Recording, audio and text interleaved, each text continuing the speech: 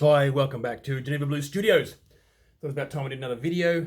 A few things to go through. I'm going to make it quick because this evening I've got to go out for a dinner for a mate's birthday. By the time it's a surprise, but by the time he looks at this, if he does, he'll know that I was there. So happy birthday, Brendan. It's kind of the evening. There's some kids running around outside, so if they start jumping up and down on the trampoline, making noise, it's their. I think it's just as much right as that. I'm not going to tell them to shut up. I'm going to go through the letters of pronunciations for Swiss watch brands. I'm up to the V, so I'm almost done. Bear with me. Thanks for hanging in there, those who have. There's only about 4 or 5 of them. And then I want to go through a few things. I do a wrist check. I'm wearing a Landy Blue 110002, which is one of their first basic. Let me just focus on that because it's a grey, beautiful grey dial. What I love about Landy Blue is their extremely symmetrical dials with this date wheel at the bottom, obviously with the date wheel the same color as the dial on all their watches, the little Landy Blue logo at 12 o'clock, and that's it. Really just a really nice dial design. The case is beautiful. It's like this basin design, they call it, with their crown as well. These lugs, which are part of the back part of the watch, and the back is really stunning as well. That's the back of a Landy Blue watch with their stylized logo as part of the back of the watch. This one has blue mineral glass. I think it's mineral glass for the back, and has a Miyota movement, and so that's kind of their basic entry level one. This is for sale. It's a new watch I've just put on for this, and I've just put my strap on it just as a demo, basically, just to show you.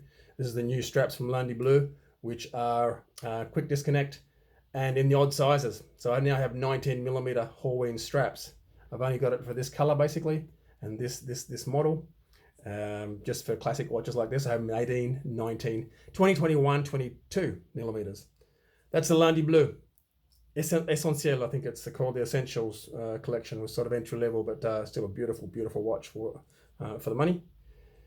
And that's that. So my V's. We'll start off with the one that I often hear mispronounced, really often. And as I said this a few times, there's a few that are easy to pronounce, and a few that are a bit tricky. Vacheron Constantin. Vacheron. You don't say the N at the end of Vacheron, and you don't say the N at the end of the Constantin. Constantin, Vacheron, Constantin. That's a really old brand. 1755. They bang on about being one of the oldest brand. They're not actually the oldest. There's 4 brands that are older than that, but I'll get back to that. I'll come back to that later on because there's a little bit of a story there. So Vacheron Constantin been around since 1755. They've been part of the Richemont Group since 1996. It's not one of my favorite brands, but it's a nice brand for a big brand. A lot of history, obviously, a lot of heritage. Vacheron Constantin. Next one is Vianney Alter. Vianney's a French guy born in Paris in 1963. Alter, H-A-L-T-E-R, is just to pronounce Alter. The French don't pronounce H at the start of a name or a word, for that matter. Vianney Alter. He went to Paris watchmaking school at the start. He launched his own brand. He did his first watch in 98, so he's been around a little while. Vianney, good guy. His workshop is probably one of the closest ones to my house in Switzerland, where I lived and where I still have a house. Probably within 20 k's or so at a little place called Saint Croix, up a winding road up a hill from where I lived. Been to his workshop a few times. Great guy, funny guy. That's Vianney, and then I've got Victorinox. Victorinox, it's out in French, but it's a Swiss-German brand from up in, they've been doing knives since 1884, so they've been around a long time, but watches, not so long. 1989, Swiss Army watches and pocket knives and stuff. They come from the canton, or the little state, the canton of Schwyz, in Switzerland, which is right up in the center. It's one of the founding founding cantons of Switzerland, and it's up in the mountains. And the Schwyz, Schwyz, I've heard it say both ways. depending if you're French or German speaking. Where German speaking is what they are there, and that's the state whose coat of arms, the little flag, is exactly the same as this Swiss flag, basically, because it's the canton was called Schwyz, and that's what the country was called after. And they've kept the same flag, and it's one of the three founding cantons that started up Switzerland back in 1291. So it's been around for a little while, that canton. And that was the original Switzerland, that and these other two little states. There was other little kingdoms all around at that time, back then, and gradually, one by one, there's all these other little cantons joined on. Geneva, for example, was a republic and was one of the last cantons, one of the later cantons to join. And obviously now there's 27 or something, 20, 25 cantons that make up Switzerland, all these little cantons or states.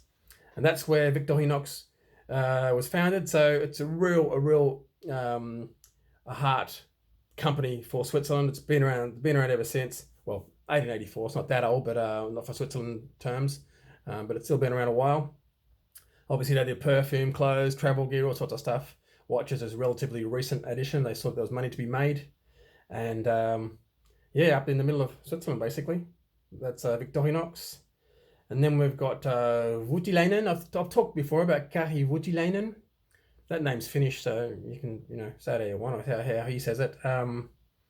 Gary's a good guy. He's a good friend of mine. I've had dinner with him a few times. One time in particular, just the two of us had dinner on a lakeside place in a restaurant in Lausanne and talked for hours just about his watches and what I was doing with watches at the time and what I was getting into, the independence and stuff. Great guy, good friend, good gentleman, funny guy as well, got a good sense of humor. Has a beautiful, beautiful workshop up in the little valley, in the Val de Travers, where he has an really old house, big 3-story old house, maison de maître, master's house back in the day, almost medieval type thing, with all his watchmakers right up in the top of the house, in the sort of attic, basically a big workshop. So his machines down the bottom, and he lives in the middle with his wife and family. Kari Voutilainen, he's a good guy. Obviously, he's based in Switzerland, but he's not Swiss originally. I've also got the Vogt, which is launched by Michael Vogt, V-O-G-T. And he worked with Thomas Precher on some patents that were later sold to IWC for their World Timer. I don't really know much about him. We spoke about him actually just the other day, a couple of days ago, on a podcast we did with Adam Kraniotis. Have I got that right, Adam? From Red Bar in New York. We had him on our podcast. For those who don't know, it's Fifth Wrist Radio. We have a little show called Robin the Regulator. We talked about this guy. Adam knows him quite well. I didn't. I've seen the watches around. They basically went bust. I'm not sure what happened there. But that's Vogt. I thought I'd mention it anyway. And Vulcain in French. Vulcain is the President's watch. Something that's a brand that's been around since 1858. They don't do many watches a year. Probably 3,000 watches a year. They become known as a President's watch because they presented them to a bunch of US presidents, basically. They're also known for their Vulcan cricket. You'd say it. In English, you'd say Vulcan. The French say Vulcain. They have a cricket, which is a mechanical alarm watch, basically, which buzz like a cricket. Really cool watch. That was sold and went bankrupt in the 1990s. But then it's come back, been reborn in 2001, 2002. And I don't know what the new ones are doing, actually. They're big in some particular markets, but again, it's those watches you don't necessarily see around in some of the bigger markets we're used to seeing. That's the V's. I'll get back to Vacheron Constantin because obviously that's an old brand, and I'm just having a bit of a look at the old brands. There are 4 brands that are older, but Vacheron Constantin has been going non-stop all of that time, since 1755, which sets it apart. And it's part of the Richemont Group now, but it was started off by from guys working in Geneva, just in a little workshop, and it's still going basically. Ferdinand Berthoud, which I've mentioned before, Ferdinand Berthoud was 2 years ahead of Vacheron Constantin, but then again they went out, they sort of died, and then it was relaunched in 2015. Ferdinand Berthoud, that's owned by the Chopard family now. And then Jacques Edreau is older again, 1738. Again, went out of business, and it was relaunched in 2000, now part of the Swatch Group. Favre Leber. It's two family names. 1737. So they're older again. They were relaunched in 2011 as well. And then Blancpain, which is probably the oldest one, 1735, but it wasn't running non-stop in between. That was relaunched, I think, in the 80s, mid-80s, 83 or 5. Jean-Claude Bivet had a lot to do with relaunching that company. So they're the older companies. VC is not the oldest, but they're right up there with the oldest. And yeah, they make great stuff. We've had some discussions about those on a group I'm in and podcasts and stuff about the Vacheron Constantin being part of the big trilogy, as in with AP and Patek. Obviously, I have a lot of ties with AP, having worked there. Patek as well. They're an iconic brand, or they have some iconic models. VC, for me, a little bit less, but they definitely they have awesome movements. Their designs and their cases these days, I can sort of take it or leave it. I like their old ones, but they're still a really, really good old company with a lot of heritage, basically. That wraps up the V's. I've only got one more lot, which is the Zs, and I'll do that next time. In the meantime, I've got to get going. The guy whose birthday party I'm going to, he's given me his old watch. It's an old Citizen. This thing here, basically. That's not even. That's right. And he had basically a leather strap, rubber strap on that, which broke. And so I'm going to put that. Supposed to get a new rubber strap for him, but I'm going to put that for the moment. I'm going to see him tonight for a surprise dinner. I'm going to put my Geneva Blue strap on, which goes quite well. It's the only one I have in that size, so I don't have much choice. Basically, 24 mil, and I'll just put it on there now. I'm going to put it on. That's basically how it goes on. Demonstrate the quickness of putting that on. Basically, that's the back of the strap. It's basically a 5-second job to put that on. I know I've talked about this before on YouTube, but that's how it is.